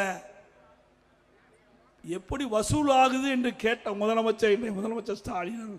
எப்பொழுதுமே நிதியை பற்றி தான் கவலைப்படுகின்ற முதலமைச்சர் இன்றைய முதலமைச்சர் ஸ்டாலின் அவர்கள். அதுபோல மின் கட்டணம் இந்த ஆட்சி வந்த பிறகு 67% உயர்ந்துட்டது. 67% மின் கட்டணம் உயர்ந்துட்டது. அதை பத்தி கவலை இல்லை. ஆட்சிக்கு வருவதற்கு முன்பு தேர்தல் நேரத்தில் அறிக்கை கொடுத்தாங்க, மாதந்தோறும் மின் கட்டணம் கணக்கிடப்படும். இதுவரைக்கும் செயல்படுத்தல. அதே போல தமிழகத்தில் சுமார் 5 லட்சம் அரசு காலி பணியிடங்கள் இருக்கின்றன. திராவிட முன்னேற்ற கழகம் ஆட்சிக்கு உடனே இந்த 5 லட்சம் காலி அரசு பணியிடங்கள் நிரப்பப்படும் ஒரு அறிவிப்பு கொடுத்தீங்க, இது வரைக்கும் நிரப்பல. படித்தவர்களுக்கு வேலை வாய்ப்பு கிடைக்கல. கடந்த சட்டமன்ற கூட்டத்தொடரில் அவர்கள் தெரிவித்த கருத்து, சட்டமன்றத்தில் திராவிட முன்னேற்ற கழக 4 ஆண்டுல 50,000 பேர் தான் பணி நியமனம் செஞ்சிருக்கிறோம். அரசு பணி நியமனத்தில் 50,000 தான் அரசு பணியிடங்கள் நிரப்பப்பட்டிருக்குது. ஆக அவள் குறிப்பிட்டது 5.5 லட்சம் பேருன்னு. ஆனா இந்த 4.5 ஆண்டு காலத்தில் சுமார் 75,000 பேர் பணி ஓய்வு பெற்றிருக்கிறாங்க. பணி ஓய்வு பெற்றது 75,000 பேர். பணியாணை வழங்கினது 50,000 பேர். அதுல 25,000 பேர் கூடுதல் ஆகிப்போச்சு. அப்போ தமிழகத்தில் 5,75,000 பேர் அரசு காலி பணியிடங்கள் இருக்குது, நிரப்பல. அத்தனையும் பொய் வாக்குறுதி. அதோட அரசு ஊழியர்களுக்கு திராவிட முன்னேற்ற கழகம் ஆட்சிக்கு வந்தால் பழைய ஓய்வு திட்டத்தை நிறைவேற்றுவேன் என்று பல அறிவிப்பு கொடுத்தாங்க. படித்தவர்களையும் ஏமாத்தினாங்க, படிக்காத மக்களையும் ஏமாத்த ஒரே கட்சி திமுக கட்சி ஒண்ணுதான். அந்த அரசு ஊழியர்கள் நம்பினாங்க. ஆஹா, திராவிட முன்னேற்ற கழகம் ஆட்சிக்கு வந்தா, திராவிட முன்னேற்ற கழக தேர்தல் அறிக்கையில் குறிப்பிட்டவாறு அந்த அறிவிப்புக்கு இணங்க திரு ஸ்டாலின் அவர்கள் அந்த பழைய ஓய்வு திட்டத்தை நிறைவேற்றுவேன்னு சொன்னாங்க. இதுவரைக்கும் வாயை திறக்கல. ஆகவே அரசு அதிகாரி எண்ணி பார்க்க வேண்டும். அனைத்து இந்திய அண்ணா திராவிட முன்னேற்ற கழகம் ஒன்றுதான் உங்களுக்கு பாதுகாப்பாக இருக்கும் என்பதை இந்த நேரத்தில் எண்ணி பார்க்க வேண்டும். அண்ணா திமுக ஆட்சி இருக்கின்ற பொழுது உங்களுக்கு எந்த குறைபாடும் இல்லாமல் நாங்கள் பார்த்து கொண்டோம். 7வது சம்பள ஊதிய குழு உரிய நேரத்தில் உயர்த்தி கொடுத்த அரசாங்கம் அண்ணா திமுக அரசாங்கம். கொரோனா காலம் 1 வருடம் ஆசிரியர்களும் சரி, அரசு ஊழியர்களும் சரி, அந்த கொரோனா காலத்தில் பணிக்கு செல்ல வேண்டாம், முழு சம்பளத்தையும் வழங்கிய ஒரே அரசாங்கம் அண்ணா திமுக அரசாங்கம்.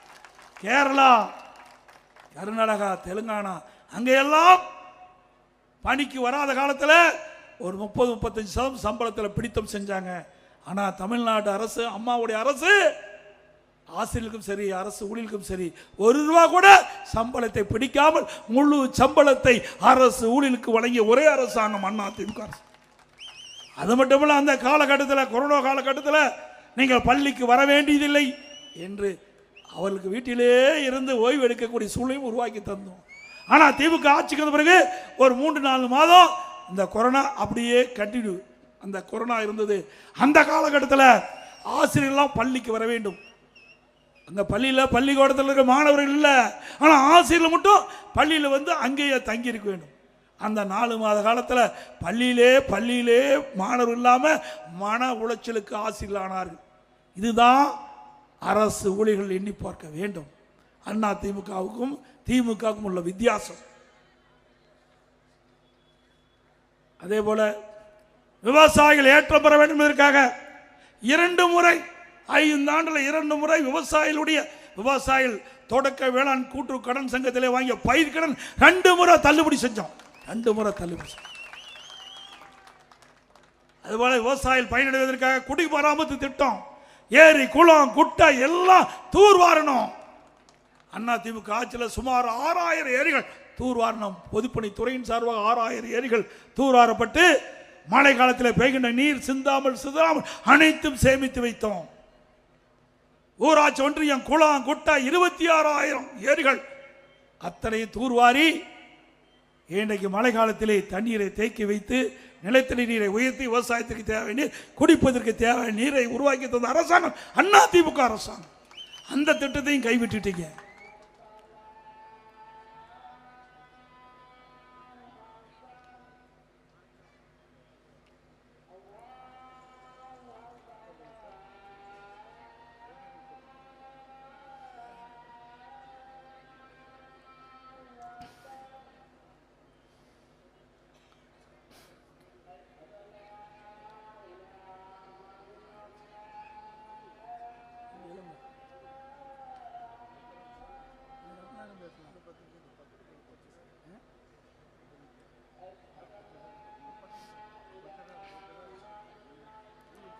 அப்படியே ஒரு நிமிஷம் இருங்க, அது முடியட்டும்.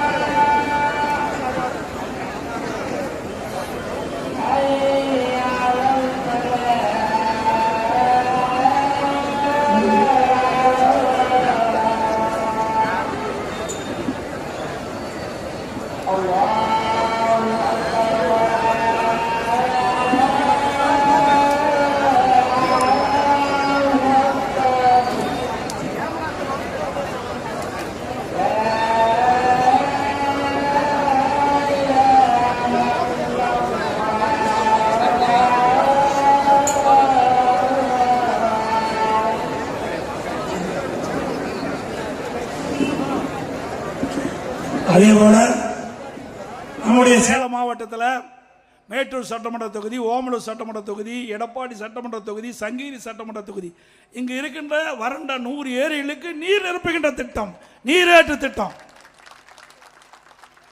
சுமார் 568 கோடியில் நான் முதலமைச்சர் அந்த காலகட்டத்தில் தொடங்கினேன். அதே திட்டத்தை விரைந்து வேகமாக முடித்து முதற்கட்டமாக 6 ஏரிகளுக்கு நீர் நிரப்புகின்றது அந்த திட்டத்தை துவக்கி வைத்தேன். அதுக்கு பிறகு இன்னும் வரைக்கும் அந்த திட்டத்தை நிறைவேற்றவில்லை. மீண்டும் அதிமுக ஆட்சி மலரும், இந்த திட்டம் நிறைவு பெறும், விவசாயியுடைய கனவு நனவாகும். அது மட்டுமல்ல, நம்முடைய ஓமலூர் சட்டமன்றத்தில் பல ஏரிகள் இருக்கின்றன. அதே போல ஆத்தூர் சட்டமன்றம், தலைவார் சட்டமன்றம், ஏற்காடு சட்டமன்றம், இன்னும் வீரபாண்டி சட்டமன்றம், இப்படி பல சட்டமன்ற தொழில்கின்ற ஏரிகள் நீர் ஏற்றின் மூலமாக நீர் ஏற்றுவதற்கும் திட்டத்தை நாங்கள் துவங்க இருந்தோம். ஆட்சி மாற்றம்லாம் அதுக்கு கிடப்பில் போட்டாங்க. அதோட திரு ஸ்டாலின் அவர்களே, ஆட்சி வேணா நீங்க செய்யலாம். சேலம் மாவட்டத்தை பொறுத்த வரைக்கும் அதிமுக தான் இன்றைக்கும் ஆட்சி செய்து கொண்டிருக்கின்றது. சேலம் அதிமுக எக்கு கோட்டை. 2011 100க்கு 100% வெற்றி பெற்றது. 11க்கு 11 சட்டமன்ற தொகுதியிலும் 11 வெற்றி பெற்றோம், 16 வெற்றி பெற்றோம். 2021 11 சட்டமன்ற தொகுதியில் 10 சட்டமன்ற தொகுதியில் நாம் வெற்றி பெற்று சாதனை படைத்தோம். இன்றைக்கு தமிழகத்திலே இரட்டை இலக்கிலே வெற்றி பெற்ற ஒரே மாவட்டம் சேலம் மாவட்டம்.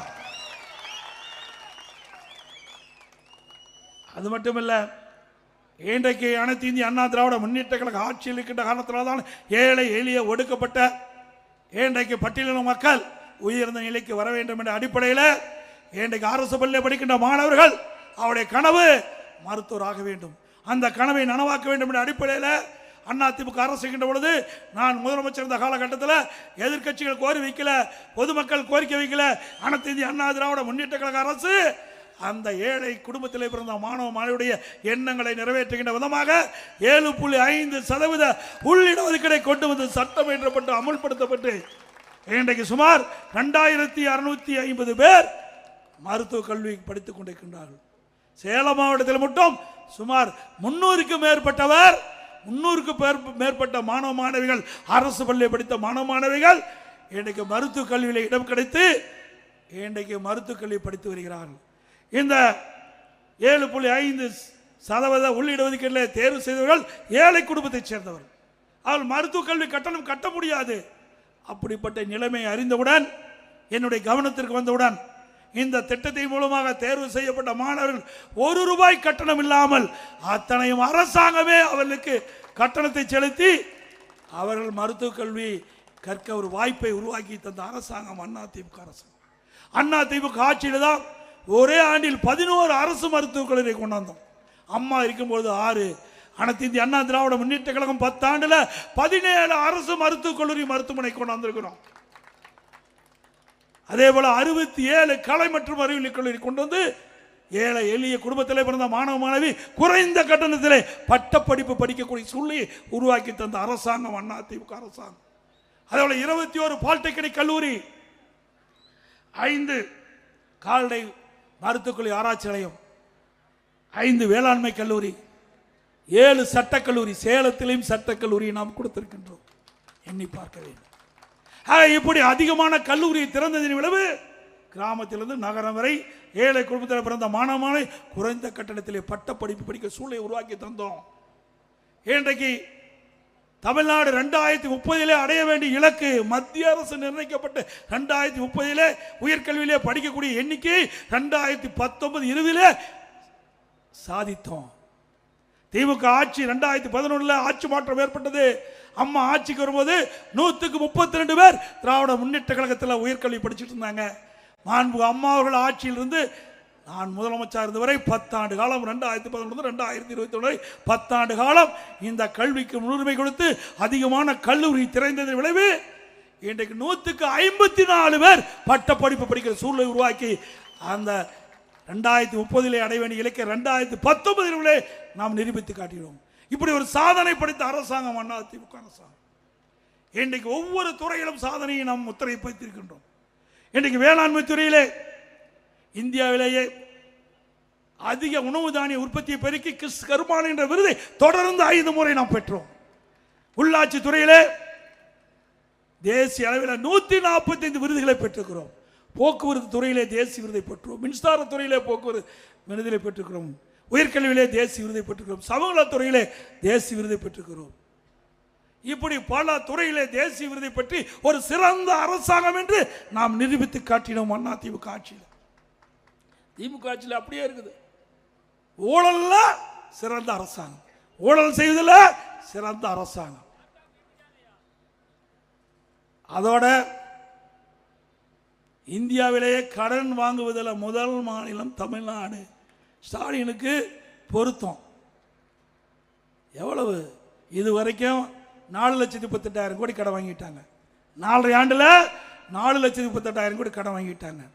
73 ஆண்டு காலம் ஆட்சி செய்தோம். காங்கிரஸ் ஆட்சியிலிருந்து அதிமுக ஆட்சி 2021 வரை பல கட்சிகள் மாறி மாறி ஆட்சி செஞ்சிருக்குது.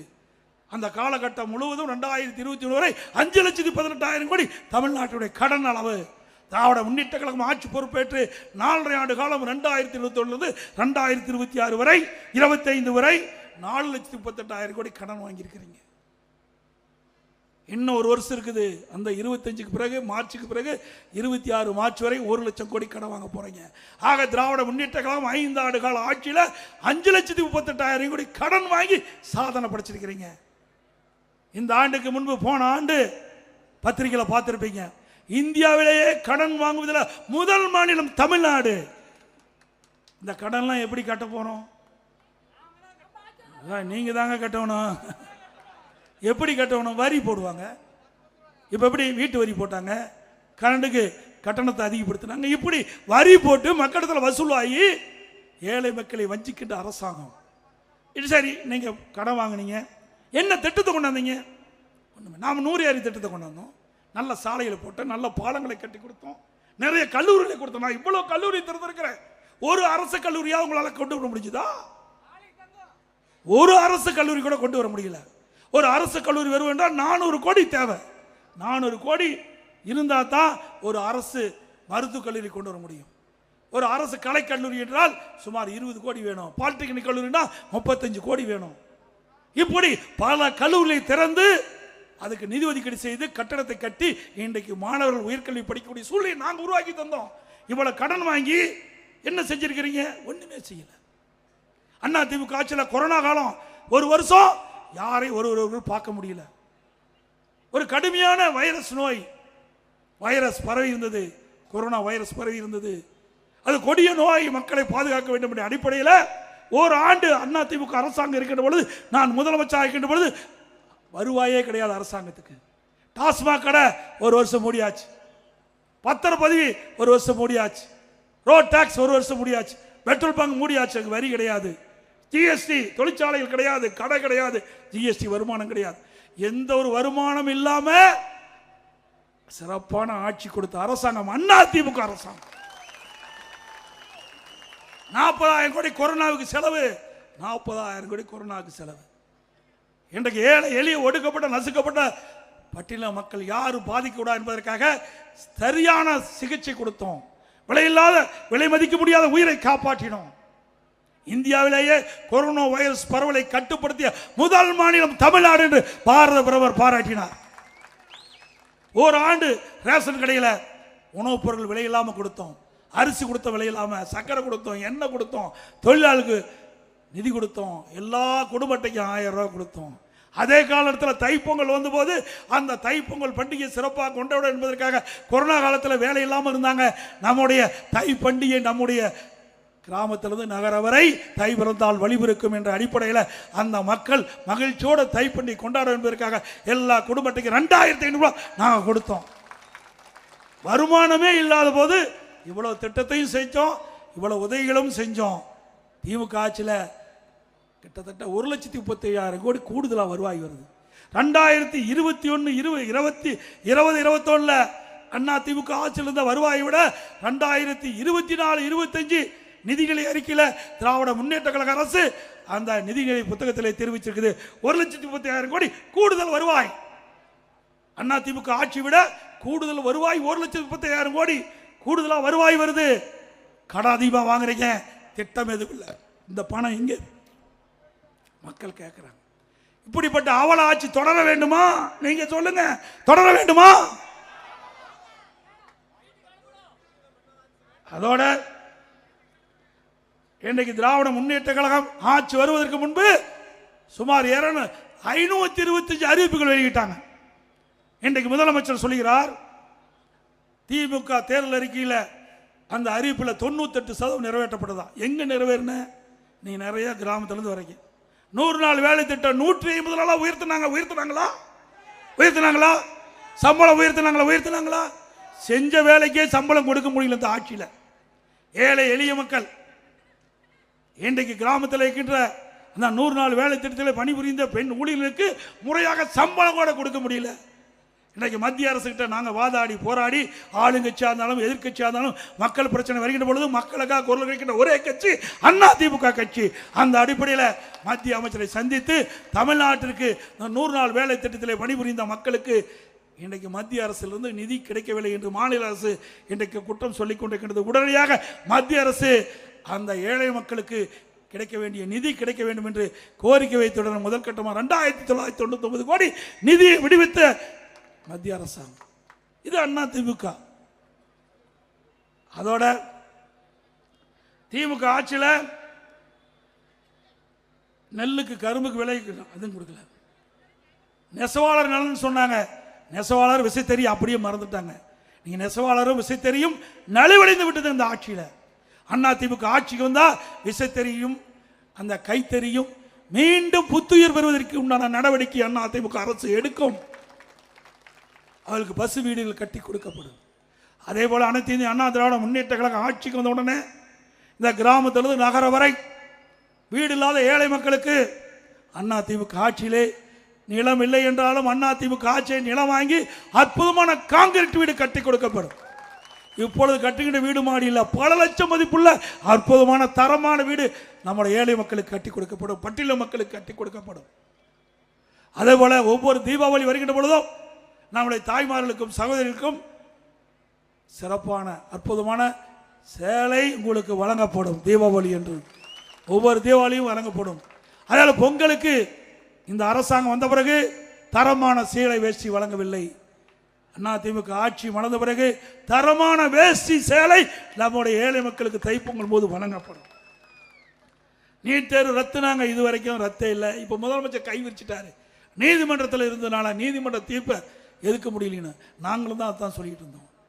அண்ணா திமுக ஆட்சியில் அதான் சொல்லிட்டு இருந்தோம். இன்னைக்கு உச்ச நீதிமன்ற தீர்ப்புக்கு எதிராக நாங்கள் இதை நடைமுறைப்படுத்த முடியாது என்று சொன்னோம். ஆனால் வேண்டுமென்றே திட்டமிட்டு ஒரு தவறான தகவலை பரப்பி இளைஞர்களையும் பெற்றோர்களையும் ஏமாற்றி வாக்குகளை பெற்றுவிட்டு திராவிட முன்னேற்ற கழகம் வந்தா ஆட்சி அமைந்தவுடன் முதல் கையெழுத்து நீட் தேர்வு ரத்துன்னு சொன்னாங்க. இன்றைய முதலமைச்சர் சொன்னால், உதயநிதி ஸ்டாலின் சொன்னாங்க, இன்னைக்கு என்ன எங்களால் முடியாது, ஏன்னா உச்ச நீதிமன்றம் தீர்ப்பு. அதைத்தானே நாங்களும் சொன்னோம்.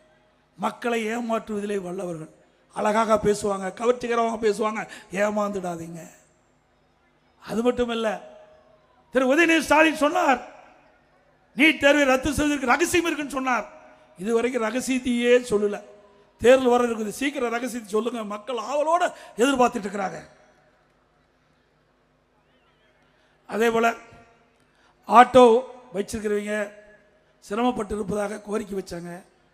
அப்படி ஆட்டோ ஓட்டுநர்கள் சங்கத்திலே பதிவு செய்திருக்கிற ஆட்டோ ஓட்டுநர்கள் புதிதாக ஆட்டோ வாங்கினா அவர்களுக்கு ஒவ்வொரு ஆட்டோவுக்கு 75,000 ரூபாய் மானியமாக அரசு வழங்கப்படும்.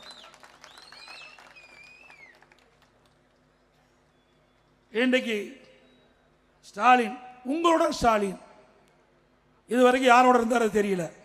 இப்போ தான் மக்கள் ஏன்னா தேர்தல் வந்தால் தான் மக்கள் நினைப்பு வரும். உங்களுடன் ஸ்டாலின் சொல்லி இப்போ வீடு வீடாக வந்து உங்களுக்கு என்ன குறைன்னு கேட்டு உங்களோட மனு வாங்கி அந்த மனு போய் சம்மந்தப்பட்ட அதிகாரிகள் டிபார்ட்மெண்ட் அந்த டிபார்ட்மெண்ட் கொடுத்து உங்களுடைய பிரச்சனை தீர்ப்பாங்களே. இது நடக்குமா? ஏன்னா இத்தனையும் மக்களை ஏமாற்றுகின்ற நாடகம். இதே போல தான் திரு ஸ்டாலின் எதிர்க்கட்சியாக இருக்கும்போது ஊர் ஊராக போனார். ஒரு திட்ட கண்டா ஒரு பெட்ஷீட்டை போட்டு அமர்ந்து அங்கே இருக்கிற ஊர் மக்கள்லாம் அழைச்சி அவரை தரையில் அமர வச்சு உங்களுக்கு என்ன பிரச்சனை இருக்குது, சொந்த பிரச்சனை சரி பொது பிரச்சனை சரி, நீங்கள் மனுவாக எழுதி நான் கொண்டு வந்த பெட்டியில் போடுங்க. அந்த பெட்டியை பூட்டி சீலை வச்சு நான் பத்திரமா வீட்டுக்கு எடுத்துகிட்டு போய் திமுக ஆட்சிக்கு வந்த உடனே சீலை உடைச்சி பெட்டியை திறந்து மனுவை எடுத்து படித்து பார்த்து தீர்வு காணும்னு சொன்னாங்க. அந்த மனுவில் என்ன ஆச்சு சிந்திச்சு பாருங்க. எப்படி மக்களை ஏமாற்றுக என்பதை நீங்கள் எண்ணி பார்க்க வேண்டும். மக்களை ஏமாற்றுவதிலே வல்லவர்கள் திமுக கட்சியை சேர்ந்தவர்கள். ஏன் 4 வருஷம் மக்களை பற்றி சிந்திக்கலையா? மக்கள் கொடுக்கின்ற மனுவுக்கு என்ன பரிகாரம் செஞ்சீங்க? எதுவுமே இல்லை. தேர்தல் வந்தா போதும் ஏதாவது ஒரு பேரை வச்சு மக்களை ஏமாற்றி நாடகமாடி மக்களுடைய வாக்குகளை பெறுவதற்கு நீங்க தந்திரம். அதே போல உரிமை தொகை 1000 ரூபாய் கொடுக்கணும்னு சொல்லிட்டு இருக்காரு. எப்ப பார்த்தாலும் உரிமை தொகை கொடுப்பதற்கு காரணமே அண்ணா திமுக கட்சி தான். பல முறை சட்டமன்றத்தில் பிரதான எதிர்கட்சி என்ற முறையில், எதிர்கட்சி தலைவர் என்ற முறையில் இந்த முதலமைச்சருக்கு வேண்டுகோள் வச்சேன். நீங்க தேர்தல் நேரத்தில் தேர்தல் அறிவிப்பு கொடுத்தீங்க, குடும்ப தலைவிக்கு மாதந்தோறும் 1000 ரூபாய் உரிமை தொகை வழங்குவதாக எனக்கு வாக்குறுதி கொடுத்தீங்க. அந்த வாக்குறுதியை நம்பி அந்த ஏழை மக்கள் உங்களுக்கு வாக்களிச்சாங்க. ஆட்சிக்கு வந்த பிறகு அதை மறந்து விட்டீர்கள். இன்னைக்கு உடனடியாக நீங்கள் கொடுக்கப்பட்ட வாக்குறுதி நிறைவேற்ற வேண்டும் என்று நானும் எங்களுடைய சக சட்டமன்ற தொடர்ந்து 28 மாதம் தொடர்ந்து அழுத்தம் கொடுத்தோம். அண்ணா திமுக பொதுக்கூட்டத்தில் எங்களுடைய கட்சி நிர்வாகிகள் தொண்டர்கள் சட்டமன்ற தொடர்ந்து பேசி அழுத்தம் கொடுத்த காரணத்தில் வேற வழி இல்லாமல் 28 மாதம் கழிச்சு தான் இந்த மக்களுக்கு 1000 ரூபாய் மாதந்தோறும் உரிமை தொகை வருது. மகளிருக்கு, குடும்ப தலைவிக்கு இப்போது ஒரு அறிவிப்பு கொடுத்துருக்காங்க. மக்கள் செல்வாக்கு எழுந்துட்டாங்க, கட்சிக்காரனுடைய செல்வாக்கு எழுந்துட்டாங்க. 2026 சட்டமன்ற தேர்தலில் வெற்றி பெற முடியாது என்ற நிலைமைக்கு வந்தவுடன் உடனே ஸ்டாலின் ஒரு அறிவிப்பு கொடுக்கிறார். இன்றைக்கு நிறுத்தப்பட்ட லேப்டாப் கொடுக்கப்படும். ஏன் இது வரைக்கும் கொடுக்கல? 4 வருஷமா கொடுக்கல. இந்த ஆண்டு கொடுப்பதை அறிவிச்சிருக்காரு. கொடுத்தா நிஜம். நாங்களும் தொடர்ந்து வலியுறுத்திட்டு இருக்கிறோம். இன்னைக்கு அறிவுபூர்வமான கல்வி கிடைக்க அம்மா கொண்டு வந்த திட்டம் தமிழகத்தில் 52 லட்சம் மாணவ மாணவிக்கு அண்ணா திமுக ஆட்சியில் லேப்டாப் கொடுத்தோம். திறமையான மாணவர்கள் உருவாக்கணும். 7000 கோடி அதுக்காக நிதி ஒதுக்கீடு செய்யப்பட்டது. உங்களுடைய ஆட்சியில் நிறுத்தப்பட்டவர்கள் அத்தனையும் அரசு பள்ளி படிக்கின்ற ஏழை மாணவர்கள். அப்படிப்பட்ட மாணவர்களை சிறந்த மாணவர்களாக, அறிவுபூர்வமான மாணவர்களாக விஞ்ஞான கல்வி கிடைக்க வேண்டுவதற்காக அந்த திட்டம் கொண்டு வரப்பட்ட திட்டத்தை நிறுத்திவிட்டீர்கள் என்று கேட்டோம். இப்பொழுதுதான் அந்த மாணவர்களுடைய வாக்கு தேவை, அதுக்காக கொடுப்பதாக தெரிவிச்சிருக்காங்க. வந்தா நிஜம். அதோட மேலும் 30 லட்சம் மகளிருக்கு உரிமை தொகை கொடுக்குறாங்க. ஏன்னா தோத்து போயிருந்து வந்துட்டாங்க, வேற வழி இல்லை. தேர்தல் நேரத்தில் அனைத்து குடும்ப தலைவிக்கும் மாதந்தோறும் 1000 ரூபாய் கொடுக்கப்படும் அறிவிப்பு கொடுத்துட்டு 1,14 லட்சம் பேருக்கு தான் கொடுத்தாங்க. எஞ்சியவருக்கு கொடுக்க முடியல. இப்போ விதியை தளர்த்தி மேலும் 30 லட்சம் குடும்ப தலைவிகளுக்கு மாதந்தோறும் 1000 ரூபாய் கிடைக்கும். டிசம்பர் மாதத்துலேருந்து கொடுக்குன்னு சொல்கிறாங்க. ஏன்னா ஏப்ரலில் தேர்தல் வர இருக்குது. 4 மாதத்துக்கு 4000 கொடுத்து அந்த 30 லட்சம் மக்களுடைய வாக்களை பெறுவதற்காக திரு ஸ்டாலின் அரசு தந்திரமா இந்த ஒரு நாடகத்தை அரங்கேறிக்கின்றது. ஆக 60 மாதம் 5 வருஷத்துக்கு, இப்போ 56 மாதத்துக்கு அவங்களுக்கு கிடைக்கல. இந்த 4 மாதத்துக்கு கிடைக்கிறது. இதே அனைத்து இந்திய அண்ணா திராவிட முன்னேற்ற கழக தேர்தல் அறிக்கையில் நாங்கள் குறிப்பிட்டோம். அப்பொழுது அனைத்து இந்திய அண்ணா திராவிட முன்னேற்ற கழகம் ஆட்சிக்கு வந்தா குடும்ப அட்டைக்கு 1500 ரூபாய் கொடுப்போம்னு சொன்னோம். ஆனால் வேண்டுமென்றே திட்டமிட்டு பொய்யாக திராவிட முன்னேற்ற கழகம் பேசி பேசி மக்களை கவர்ந்து மக்களை ஏமாற்றி ஆட்சிக்கு வந்த கட்சி திமுக கட்சி என்பதை நேரத்தில் தெரிவிக்க விரும்புகிறேன். அதுபோல எஸ்ஐஆர் இன்னைக்கு வாக்காளர் சிறப்பு தீவிர திருத்தம் எனக்கு வீடு வீடா வர இருக்காங்க. பொதுமக்களும் கழக நிர்வாகிகளும் தொண்டர்களும் விழிப்போடு இருந்து தங்களுடைய வாக்குகளை வாக்காளர் பட்டியலை நீங்கள் பதிவு செய்ய வேண்டும். திமுக காரன் வேணும்னே திட்டமிட்டு அண்ணா திமுகவுக்கு யாராவது வாக்களிக்கக்கூடிய இருந்தால் அந்த வாக்கு பட்டியலில் இடம்பெறாமல் ஒரு நிலையை ஏற்படுத்துவாங்க. அதனால் நம்முடைய நிர்வாகிகளும் தொண்டர்களும் பொதுமக்களும் தங்களுடைய வாக்குரிமையை பாதுகாக்கின்ற விதமாக இன்னைக்கு அங்கங்கே வருகின்ற பிஎல்ஓ அப்படின்னு அதிகாரிகள் நியமிக்கப்பட்டிருக்காங்க. ஒவ்வொரு பூத்துக்கும் ஒரு அதிகாரிகள் நியமிக்கப்பட்டிருக்காங்க. அது வீடு வீடாக வருவாங்க. வீடு வீடாக வந்து படிவம் கொடுப்பாங்க. அந்த படிவத்தை வாங்கி முறையாக பதிவு செஞ்சு முறையாக அந்த அதிகாரிக்கு ஒப்படைங்க. மிக மிக முக்கியம். ஆனால் இதையும் எதுக்குறாங்க, எஸ்ஐஆர் எதுக்குறாங்க. அதோட சிறப்பு தீவிர திருத்த வாக்காளர் பட்டியலில் நிறுத்துறாங்க. திமுக எதுக்குது, திமுக கூட்டணி எதுக்குது? ஏன்னா நகராட்சி மாநகராட்சியில் கள்ள ஓட்டு போட்டு தான் ஜெயிச்சுக்கிட்டு இருந்தாங்க. இறந்தவர்களாம் தேர்தல் நேரத்தில் உயிர் பெற்று ஓட்டு போட வந்துடுவான். இறந்தவர்களாம் தேர்தல் நேரத்தில் உயிர் பெற்று ஓட்டு போட வந்துடுவாங்க.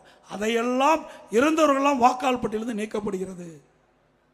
அதே போல பல ஆண்டுகளாக குடியே இல்லாமல் இருப்பாங்க, அவர்களும் அந்த வாக்காளர் இடம்பெற்றிருக்கிறாங்க. இரட்டை வாக்காளர் இருக்குது, புதிய வாக்காளர் சேர்த்து வேணும். இந்த எஸ்ஐஆர் என்பது மிக மிக முக்கியம்.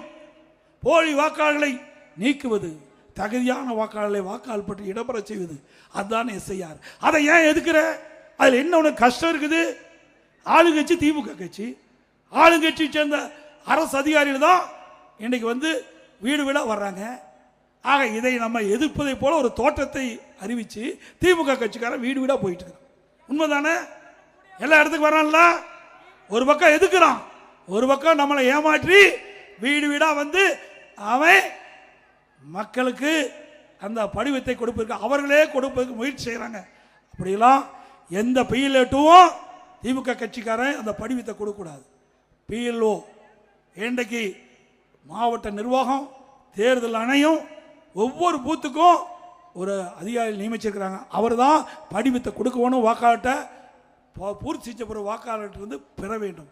இது முக்கியம். நம்முடைய நிர்வாகிகளும் பொதுமக்களும் அதை முறையாக பார்த்து கொள்ள வேண்டும். இல்லாவிட்டால் தில்லுமுள்ளு செஞ்சு நமக்கு விழக்கூடிய வாக்குகளை வாக்காளர் பட்டியலிருந்து எடுத்துருவாங்க.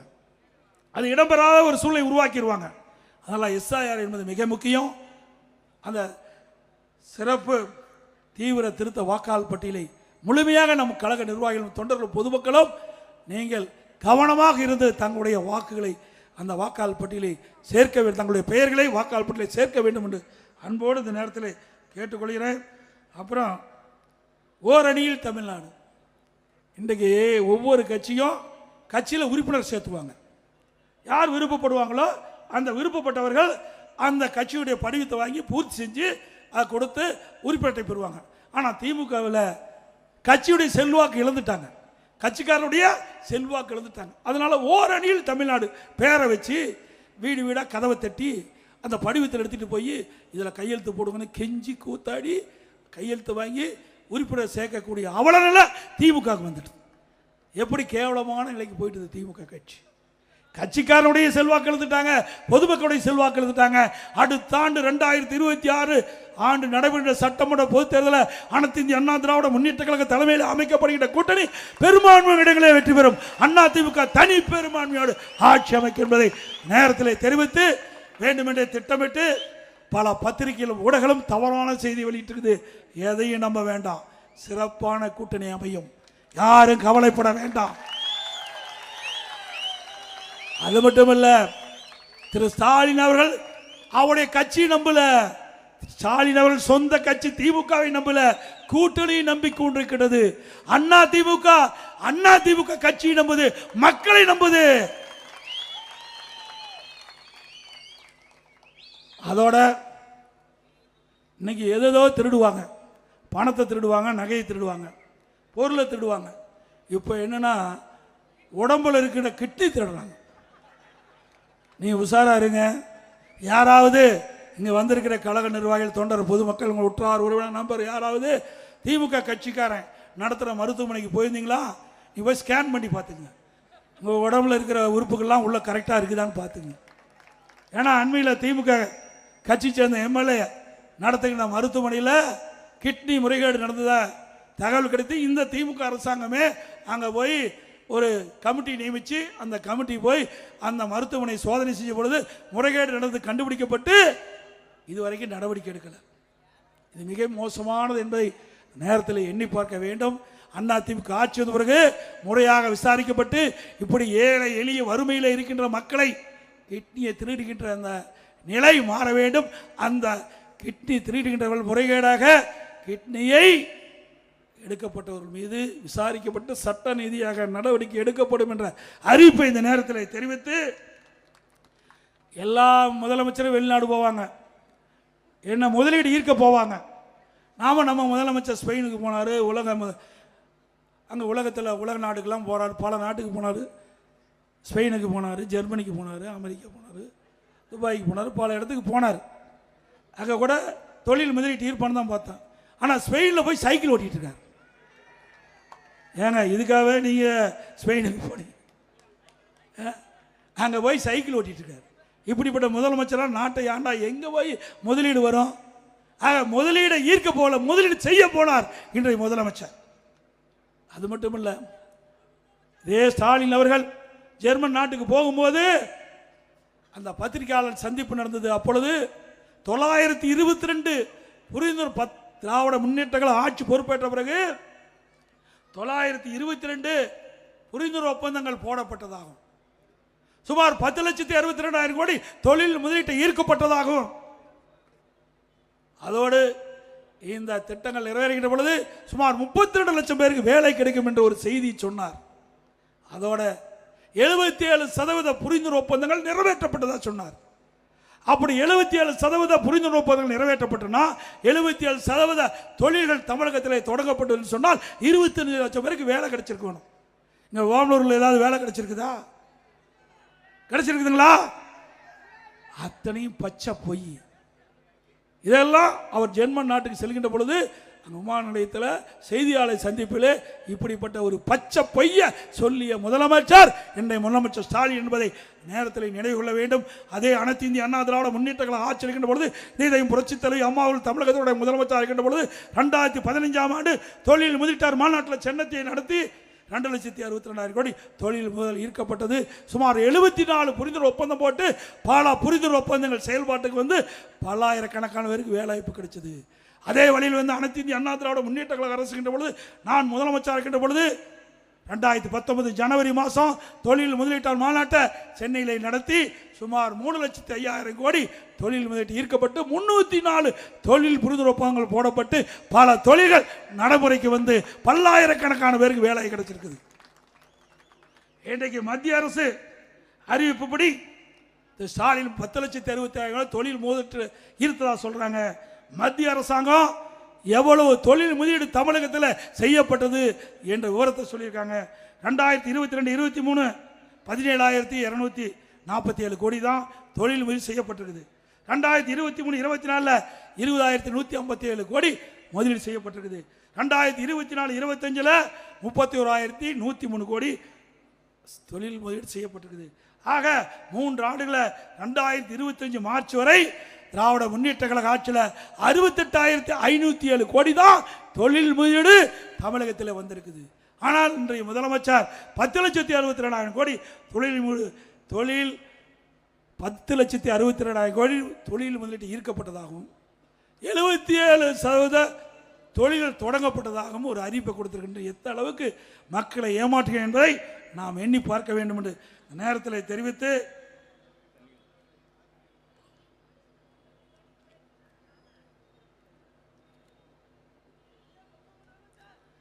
நம்முடைய மாநிலத்தை பொறுத்த வரைக்கும் விவசாயிகள் 60% பேர் இருக்கிறாங்க.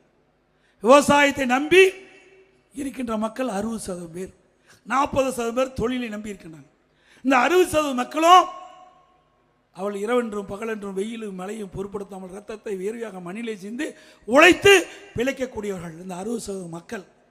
நீங்கள் டெல்டா மாவட்டம் போயிருந்தேன், அங்கே குருவை சாகுபடி, அந்த சாகுபடி செய்த அந்த விவசாயிகள் அவருடைய அறுவடை செஞ்சு அந்த நெல்மணிகள்லாம் மூட்டை பிடித்து அங்கங்கே நேரடி கொள்முதலத்தில் வந்து திறந்த வெளியில் அடுக்கி வச்சுருந்தாங்க. 15 நாள் அந்த அரசாங்கம் அந்த கொள்முதல் செய்யவே இல்லை. அதனால் மழை காலத்தில் தொடர் மழையினால அதெல்லாம் நெல்மணிகள்லாம் மழையில் முளைச்சி அப்படியே நாற்று 4 இன்ச்சு வந்துட்டுது. நான் கேட்டால் இந்த முதலமைச்சரும் உணவுத்துறை மந்திரியும் சொல்கிறாங்க, வேண்டுமென்றே திட்டமிட்டு எதிர்க்கட்சி தலைவர் தவறான தகவலை சொல்கிறார் என்று. நான் நேரடியாக எல்லா கொள்முதலத்துக்கும் பல கொள்முதலத்துக்கு போனேன். தஞ்சாவூர் மாவட்டம், நாகை மாவட்டம், திருவாரூர் மாவட்டம், இப்படி இந்த மாவட்டத்துக்கெல்லாம் நேராக போனேன். மயிலாடுதுறை வரைக்கும் போனேன்.